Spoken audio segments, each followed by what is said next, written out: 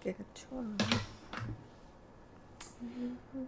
사랑하는 성도 여러분, 오늘은 하나님이라는 제목으로 하나님의 은혜를 나누고자 합니다. 오늘 말씀은 어려운 신학 강의를 하라는 것이 아닙니다. 우리가 믿고 섬기는 하나님이 누구신지를 쉽고 분명하게 이해하는 시간을 갖고자 합니다. 세상 사람들과 대화를 하다 보면 하나님이라는 말을 많이 듣습니다. 깜짝 놀라면 오 하나님 이렇게 말합니다. 물론 영어권에서는 오 마이 갓 이렇게도 말하기도 하겠죠. 어려운 일이 생기면 하나님이 도와주시겠지라고 말합니다. 전도를 하다 보면 나도 하나님을 믿어요 라고 말하는 사람들도 많습니다. 그런데 조금 더 이야기를 나눠보면 그 사람이 말하는 하나님과 우리가 믿고 따르는 하나님이 다른 경우가 허다하게 많습니다. 어떤 사람은 산신령을 하나님처럼 생각합니다. 어떤 사람은 조상을 하나님처럼 섬깁니다. 어떤 사람은 돈을 하나님처럼 섬깁니다. 어떤 사람은 자기 자신을 하나님처럼 섬깁니다. 그래서 중요한 것은 단순히 하나님이라는 이름을 사용한 것이 아니라 어떤 하나님을 믿고 있는가, 이것이 매우 중요합니다. 오늘 본문에서도 사도 바울은 세상에 많은 신과 많은 주가 있지만 우리에게는 오직 한 하나님과 한 주 예수 그리스도만 계신다고 말씀하고 있습니다. 오늘 말씀을 통해 우리가 믿는 하나님이 어떤 분이신지 분명히 깨닫는 시간 되기를 바랍니다. 오늘 본문 고린도서 8장 5절로 6절의 말씀 한번 봅니다. 비록 하늘에나 땅에나 신이라 불리는 자가 있어 많은 신과 많은 주가 있으나 그러나 우리에게는 한 하나님 곧 아버지가 계시니 만물이 그에게서 났고 우리도 그를 위하여 있고 또한 한 주 예수 그리스도께서 계시니 만물이 그로 말미암고 우리도 그로 말미암아 있느니라. 아멘. 아멘. 세상에는 많은 신은 있지만 참 하나님은 오직 한 분뿐이십니다. 고린도전서 8장 5절입니다. 비록 하늘에나 땅에나 신이라 불리는 자가 있어 많은 신과 많은 주가 있으나 여기서 중요한 것은 신이라 불리는 자입니다. 실제로 신이 많다는 뜻이 아닙니다. 사람들이 신이라 부르는 존재가 많다는 뜻입니다. 세상에는 수많은 종교가 있습니다. 수많은 우상이 있습니다. 수많은 신들이 있습니다. 나라마다 섬기는 신이 다릅니다. 민족마다 섬기는 신이 다릅니다. 사람마다 섬기는 대상이 다릅니다. 그러나 하나님께서는 시편 135편에서 우상에 대하여 우리에게 말씀해 주십니다. 우상은 입이 있어도 말하지 못합니다. 눈이 있어도 보지 못합니다. 귀가 있어도 듣지 못합니다. 결국 사람이 만들어 놓은 수공물에 불과한 것입니다. 그런데 사람들은 그것을 섬기며 절하고 의지합니다. 사도 바울은 이것을 무지라고 말합니다. 사람들이 참 하나님을 알지 못하기 때문입니다. 여호수아도 백성들에게 말했습니다. 너희가 섬길 자를 오늘 택하라. 여호와를 섬길 것인가 아니면 이방 신들을 섬길 것인가. 엘리야도 갈멜산에서 외쳤습니다. 여호와가 하나님이면 그를 따르고 바알이 하나님이면 그를 따르라. 결국 하나님께서는 우리에게 선택을 요구하십니다. 누구를 믿고 누구를 따를 것인가? 오늘날도 마찬가지입니다. 돈을 믿을 것입니까? 권력을 믿을 것입니까? 세상을 믿을 것입니까? 아니면 살아계신 우리 하나님을 믿을 것입니까? 우리의 선택이 우리의 영혼을 결정하게 됩니다. 우리가 믿는 하나님은 유일하신 여호와 하나님이십니다. 고린도전서 8장 6절입니다. 그러나 우리에게는 한 하나님 곧 아버지가 계시니 사도 바울은 분명히 말합니다. 우리에게는 한 하나님이 계십니다. 둘도 아니고 셋도 아닙니다. 오직 한 분입니다. 그분이 바로 여호와 하나님이십니다. 물론 여호와 하나님을 야훼 이렇게도 우리가 부릅니다. 신명기 6장 4절은 우리 여호와 하나님에 대해서 말씀합니다. 이스라엘아 들으라. 우리 하나님 여호와는 오직 하나인 여호와시니. 하나님은 유일하신 분입니다. 창조주도 한 분입니다. 만물을 지으신 분도 한 분입니다. 인생의 생사학을 주관하신 분도 한 분입니다. 심판하신 분도 한 분입니다. 느헤미야 9장 6절은 이렇게 우리 하나님을 표현합니다. 오직 주는 여호와시라. 여러분, 우리는 종교를 믿는 사람이 아닙니다. 우리는 철학을 믿는 사람이 아닙니다. 우리는 살아계신 하나님을 믿는 사람들입니다.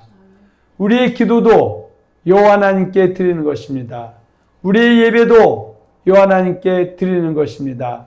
우리의 찬양도 여호와 하나님께 올려드리는 것입니다.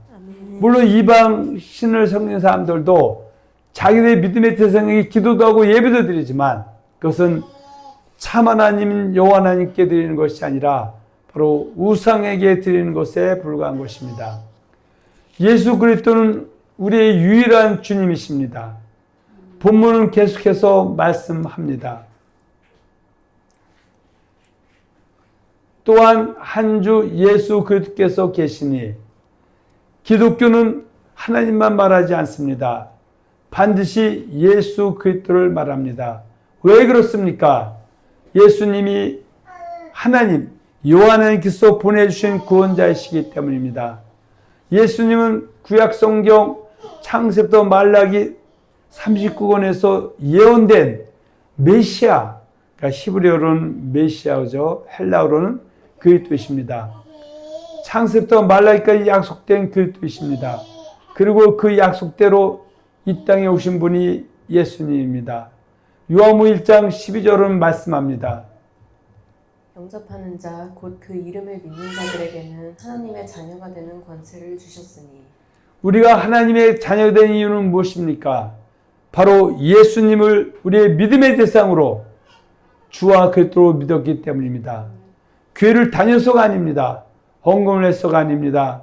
착하게 살아서가 아닙니다. 예수님을 믿음의 주로 영접했기 때문입니다. 그래서 예수님을 영접한 것을 시인했다, 고백했다, 영접했다 이렇게 다양하게 표현하고 있습니다. 이것을 갖다가 성령으로 하냐고는 예수를 주라 신할 수 없다 이렇게 표현도 합니다. 그래서 참 하나님 믿는 사람은 반드시 예수님도 믿어야 합니다. 예수님이 없는 하나님의 신앙은 성경이 말하는 신앙이 절대 아닙니다. 예수님은 아버지 하나님과 창조 사역에도 함께 하신 하나님이십니다. 어떤 사람들은 예수님을 단순한 의인이라고 생각합니다. 훌륭한 선생님, 랍비 정도로 생각합니다. 그러나 성경은 그렇게 말씀하지 않습니다. 창세기 1장 26절에 보면 우리의 형상을 따라라고 말씀합니다. 성부 하나님과 성자 하나님과 성령 하나님께서 함께 세상 천지 만물을 창조하셨다는 의미입니다. 요한복음 1장 1절은 또 우리에게 이렇게 말씀합니다. 태초에 말씀이 계시니라. 그리고 이어서 1장 14절에서는 말씀이 육신이 되어 라고 말씀합니다. 예수는 원래부터 계셨던 하나님이십니다. 인간을 구원하시기 위하여 사람의 몸을 입고 이 땅에 오신 것입니다. 빌립보서 2장에서는 예수님께서는 하나님과 동등한 분이시지만 자기를 낮추시고 아버지 하나님께 죽기까지 복종하셨다고 말씀합니다. 십자가에서 죽으시고 또 부활하시고 승천하신 후에 만왕의 왕 만주의 주가 되셨습니다. 그래서 우리는 예수님을 단순한 종교 지도자가 아니라 주님으로 섬기는 것입니다. 성령님은 지금도 우리와 함께 하십니다. 예수님께서는 승천하시면서 성령님을 보내주시겠다고 약속하셨습니다. 성령님은 보혜사이십니다.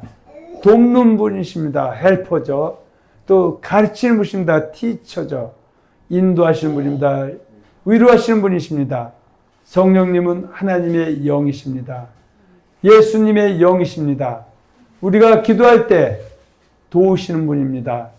또한 성령님 우리에게 말씀을 깨닫게 해주십니다. 또 우리의 죄도 깨닫게 하십니다. 그리고 복음을 믿게 하시는 분이 바로 성령님이십니다. 그래서 오늘 우리가 예배드리는 것도 성령님의 은혜인 것입니다. 예수님을 주님을 믿는 것도 성령님의 역사입니다. 고린도 12장 3절에 보면 성령으로 하냐면 예수를 줄하실 수 없다고 말씀하는 것입니다. 하나님의 자녀가 되는 길은 오직 복음을 믿는 것입니다. 로마서 10장은 말씀합니다. 듣지 못한 일을 어찌 믿으리요. 복음을 들어야 합니다. 그리고 믿어야 합니다. 누군가가 복음을 전해줘야 듣고 믿을 수 있지.